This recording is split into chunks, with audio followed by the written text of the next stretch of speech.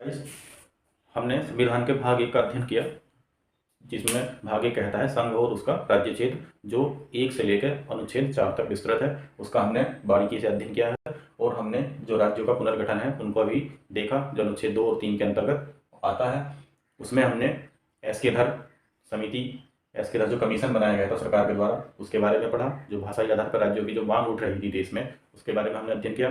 और उसकी संस्थितियों के बाद जो देश में असंतोष फैला, उसके बाद जो पंडित जवाहरलाल नेहरू ने खुद की अध्यक्षता में एक समिति बनाई, जिसके 3 मेंबर थे, पंडित जवाहरलाल नेहरू, पट्टाभी सीतारमैया और सरदार वल्लभ भाई पटेल।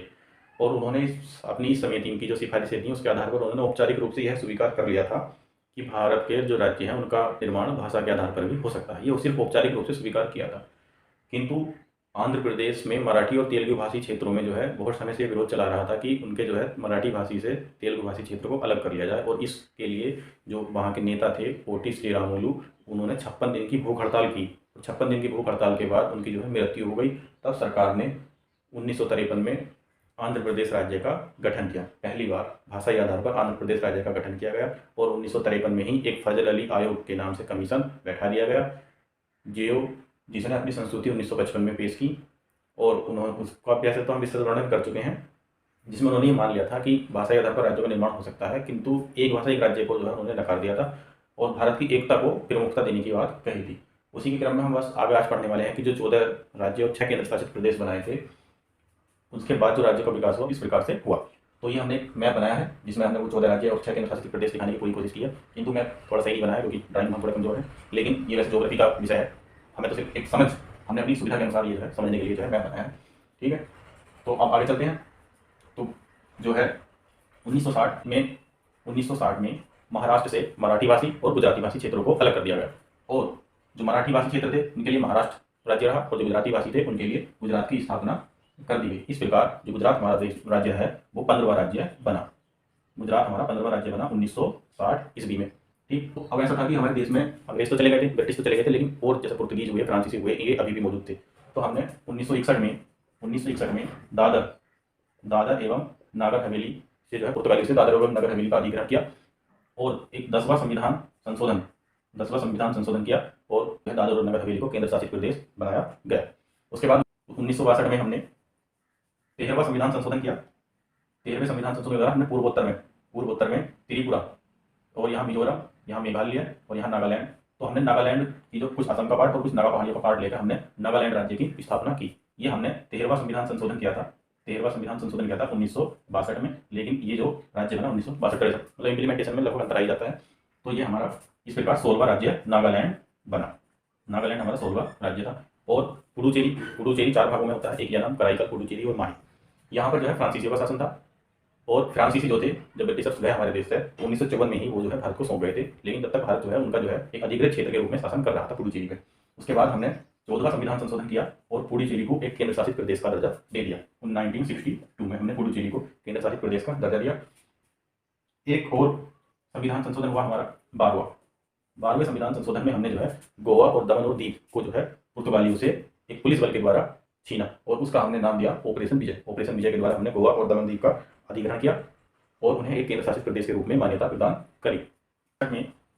1966 में हमने पंजाब राज्य का पुनर्गठन किया, जिसमें पंजाब में क्या था कि पंजाब में भाषाई आधार पर एक सिंह गिरह राज्य बनाने की मांग काफी लंबे समय से चल रही थी। और इनके यह है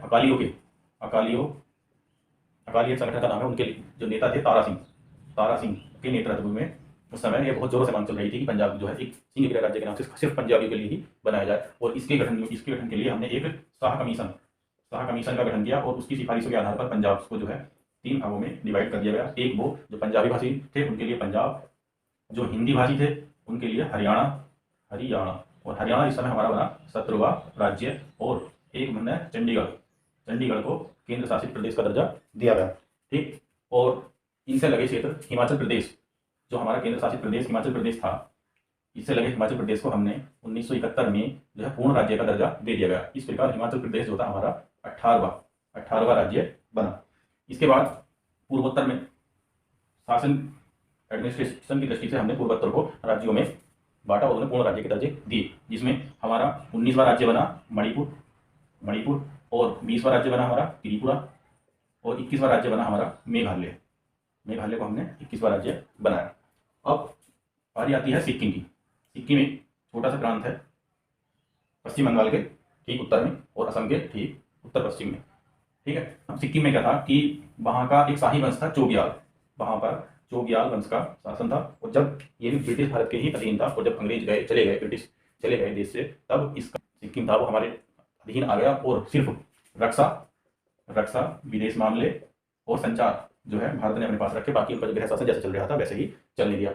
किंतु बाद में 1974 आते आते सिक्किम ने भारत में अपने पूर्ण रूप से शामिल होने की इच्छा जताई और उसके लिए हमने 34वां संविधान संशोधन किया और 34वें संविधान संशोधन के द्वारा हमने सिक्किम को भारत से संबद्ध कर दिया और अनुच्छेद 2 के और 10वीं अनुसूची को जोड़ा गया। 10वीं अनुसूची और अनुच्छेद 2 को जोड़ा गया और 10वीं अनुसूची में जो ये सिक्किम था इसकी जो नियम और शर्तें थी उनका उल्लेख किया गया।